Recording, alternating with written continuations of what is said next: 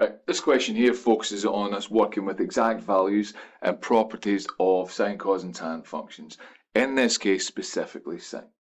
Now, when it comes to a question like this, we have to be able to recognize any property associated with the sine curve. We have to be able to recognize and identify the shape of it, and we have to be able to recognize and identify big values associated with it. Now, sometimes what helps in a question like this is doing a sketch. Now, doing a sketch of the sine one, we end up getting a curve that looks something along those lines. So we get 360 there, there's 180, it starts at 0, its peak occurs at 90 degrees, and its minimum occurs at 270 degrees. Now the question says that sine 30 is 0.5, calculate the value of sine 330.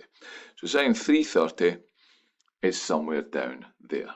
Now, we can use the symmetry associated with the sine curve in order to be able to solve it, because remember, sine curve continues on for an infinite amount of time. So if I've drawn on the little section that I've got there below the y-axis, the curve would continue back that way. Now, because of this symmetry, if I move up 30 degrees there, and I know that I go up to a half at that point, what that means is, because of this symmetry, if I move back 30 degrees here, so to negative 30, and went down here, I'd actually be at negative a half. So because of that symmetry within the curve, I'm able to say that. Now, because I'm at negative 30, and I've got negative a half as a solution, I can also remember that the period of the sine curve is 360 degrees. What that means is every 360 degrees, the curve will repeat itself. So in another 360 degrees from this minus 30, I'm going to be at negative a half.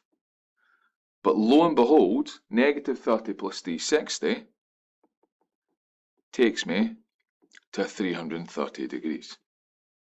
So what that means is I know that sine of 330, just written from that, is equal to negative a half. Job done. Nice quick question for that.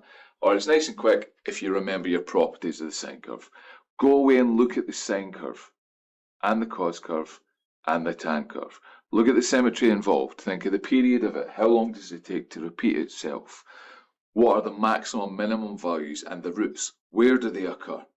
How do they occur? How do the two curves relate to one another?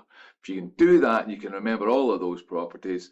1 mark question like this, you'll be able to come in, jump through it in no time, get the mark associated and move on, and it'll be easy peasy, lemon squeezy.